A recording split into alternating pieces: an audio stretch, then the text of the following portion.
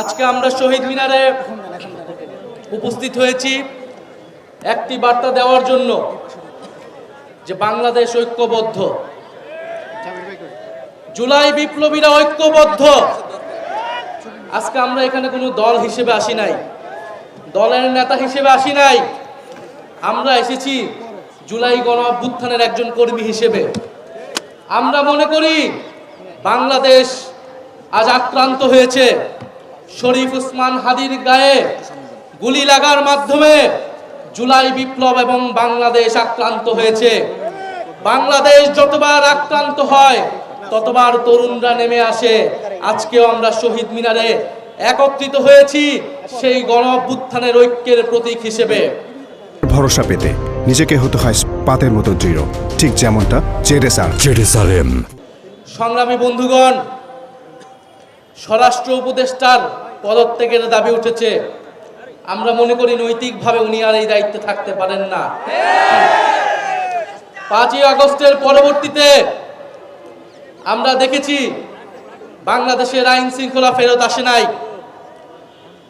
বাংলাদেশে জুলাই গণ অভ্যুত্থানের অংশগ্রহণকারীদের টার্গেট করা হয়েছে, শহীদ পরিবারদের টার্গেট করা হয়েছে, মামলা বাণিজ্য করা হয়েছে, বিচার ঠিক মতো করা হয় নাই। তারপরেও আইন উপদেষ্টা, স্বরাষ্ট্র উপদেষ্টা তাদের পদে বহালভাবে থেকেছেন। আমরা বারবার আপনাদেরকে সাবধান করেছি, কিন্তু আজকে আমার ভাইকে গুলি খেয়ে জীবনের ঝুঁকি নিয়ে আজকে তাকে বাংলাদেশ ছাড়তে হচ্ছে।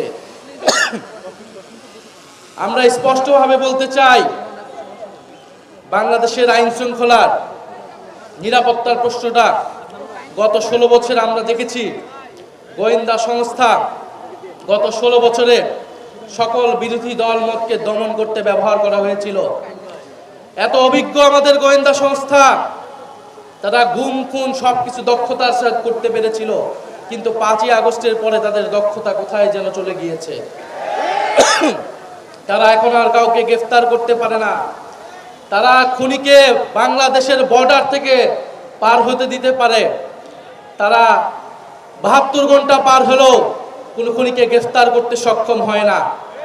ফলে শুধু স্বরাষ্ট্র উপদেষ্টা নয়, কোথা থেকে এই ধরনের খেলা চলছে সেই ডিপ স্টেট নিয়ে আপনাদেরকে কথা বলতে হবে, সেই গোয়েন্দা সংস্থা নিয়ে আপনাদেরকে কথা বলতে হবে।